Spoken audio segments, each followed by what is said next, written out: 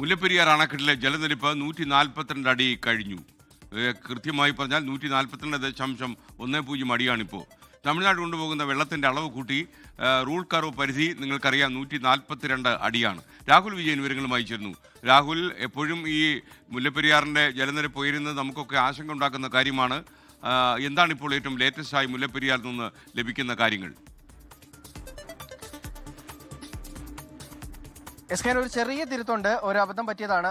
140.10 അടിയാണ്. 142 അടിയിലേക്ക് ജലനിരപ്പ് എത്തിയിട്ടില്ല. 140.10 അടിയാണ് ജലനിരപ്പ്. 142 അടി എന്ന് പറയുന്നത് റൂൾ കർവ് പരിധിയാണ്. അതിനപ്പുറത്തേക്ക് ജലനിരപ്പ് എത്തുകയാണെങ്കിൽ സ്പിൽവേ ഷട്ടറുകൾ വഴി വെള്ളം പുറത്തേക്ക് ഒഴുക്കാനുള്ള നടപടി സ്വീകരിക്കുമെന്ന് തമിഴ്നാട് ഇന്നലെ കേരളത്തെ അറിയിക്കുകയും ചെയ്തിരുന്നു. നിലവിൽ ആ ഒരു അളവിലേക്ക് എത്തുകയും ചെയ്തിട്ടില്ല. നിലവിലത്തെ സാഹചര്യത്തിൽ അത്തരമൊരു 142 അടിയിലേക്ക് പെട്ടെന്ന് എത്തുകയോ അല്ലെങ്കിൽ കൂടുതൽ ജലം ഉയർന്ന സ്പിൽവേ ഷട്ടറുകൾ വഴി ഒഴുക്കേണ്ട ഒരു അവസ്ഥ ഉണ്ടാകുമോ എന്ന് കരുതുന്നില്ല. തമിഴ്നാട് കൊണ്ടുപോകുന്ന വെള്ളത്തിന്റെ അളവ് 1200 ഘനയടിയാക്കി ഉയർത്തിയിട്ടുണ്ട്. ഡാമിലേക്ക് 2000-ഓളം ഘനയടി വെള്ളം മാത്രമാണ് ഒഴുകി എത്തുകയും ചെയ്യുന്നത്.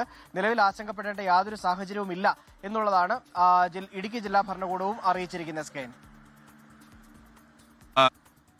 പറഞ്ഞതുപോലെ 140 അടി മാത്രമേ പൂർത്തിയായിട്ടുള്ളൂ. 142 അടിയാണ്. അതിനപ്പുറം അങ്ങോട്ട് പോകാൻ പറ്റില്ല റൂൾ കർവ് പ്രകാരം.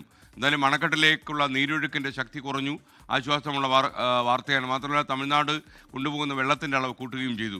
അപ്പോൾ റൂൾ കർവിൻ്റെ താഴെ തന്നെയാണ്, 140 അടിയിലാണ് നിൽക്കുന്നത്. അതുകൊണ്ട് തന്നെ നമുക്ക് ആശങ്കപ്പെടേണ്ട സാഹചര്യമില്ല എന്നാണ് രാഹുൽ വിജയൻ പറയുന്നത്.